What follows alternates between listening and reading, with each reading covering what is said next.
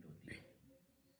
ठीक है, elbow joint की रेंज ऑफ मोशन बढ़ाने के लिए हम इस तरह से बेस ऑफ दी एल्बो को हम पकड़ लेते हैं और नीचे से अपनी तरफ और अंगूठे की साइड से नीचे की तरफ प्रेस करते हैं।